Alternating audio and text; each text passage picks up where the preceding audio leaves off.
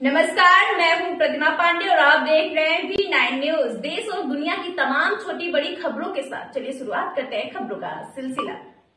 मेहनत का परिणाम हमेशा अच्छा निकलता है। ओरछा का मुक्तिधाम डॉक्टर अनिल गुप्ता की मेहनत का एक मिसाल है, जीता जागता उदाहरण।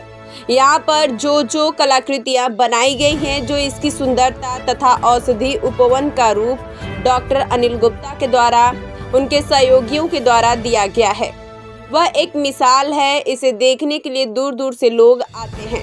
आज मैं अंबाह से इसका भ्रमण किया। अंबाह में इसी के बराबर का मुक्ति राम बनाने एवं रचना करने के लिए डॉक्टर अनिल गुप्ता से मैं मिला और उनसे इसकी विस्तृत जानकारी प्राप्त की।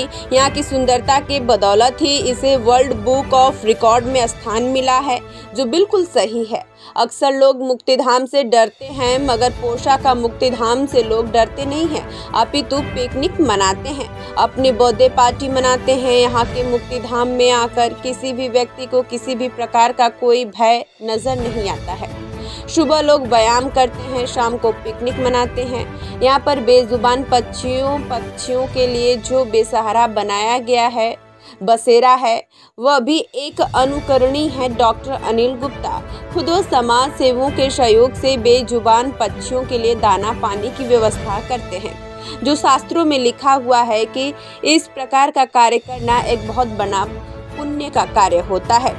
मैं जितना भी धन्यवाद डॉक्टर अनिल गुप्ता को दूं, वह बहुत कम है। मैं इस मुक्तिधाम की चर्चा काफ़ी लंबे समय से सुनने के बाद आज मेरा मन हुआ और आज मैं यहाँ जीवंत स्वर्ण लोक में स्वर्ग की योगदान के तुल्य इस मुक्तिधाम को देखकर मेरा मन प्रफुल्लित हुआ है।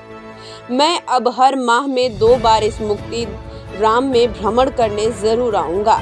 मैं इसके अंदर बन रहे 12 ज्योतिर्लिंग महाकाल लोक के लिए 51,000 रुपये में अपनी तरफ से महाकाल लोक निर्माण के लिए दे रहा हूँ। अभी तक जिंदाबादों ने जो दान दिया वो भी धन्यवाद के पात्र हैं, तथा उन्होंने डॉक्टर अनिल गुप्ता का जो हौसला बढ़ाया है, उसके लिए मैं धन्यवाद ज्ञापित करता हूँ।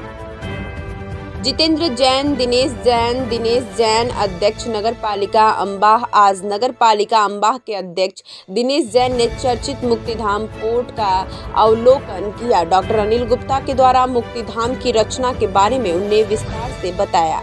हर कलाकृति का श्री जैन साहब के साथ आए लोगों ने फोटो लेकर उसकी विस्तृत जानकारी, रचनाकारों के बारे में जानकारी ली गई।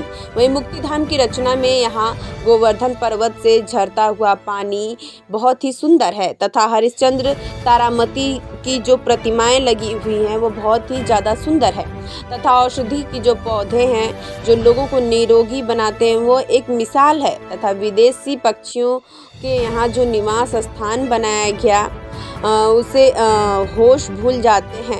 उन्होंने ये महसूस होता है कि हम कहाँ हैं, पर यहाँ पर नहीं, शिवम सुंदरम स्थल है। इसमें जो नन्हे मुन्ने बच्चे खेल खेलते हैं, जो ऐसा लगता है कि यहाँ कोई मुक्तिधाम नहीं, एक व्यायामशाला है। इसी प्रकार यहाँ की हर कलाकृति एक जीवंत कलाकृति है, जो लोगों को अपनी ओर आकर्षित करती है।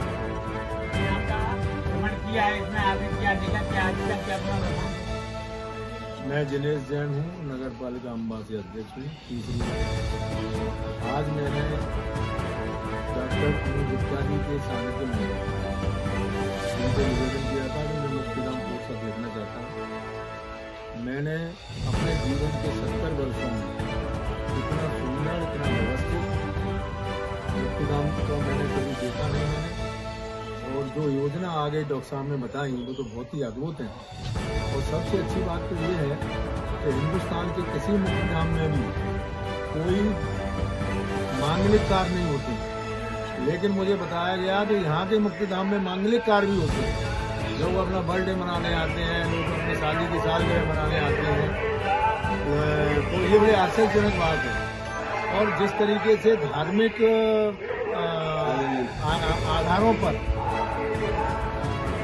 महाकाल का जो रूप दिया गया यहाँ पे, और जो भगवान शिव के 12 शिवलिंगों की जो भगवान राम ने स्थापना की थी, उसका जो रूप दिया जा रहा है बहुत ही अद्भुत।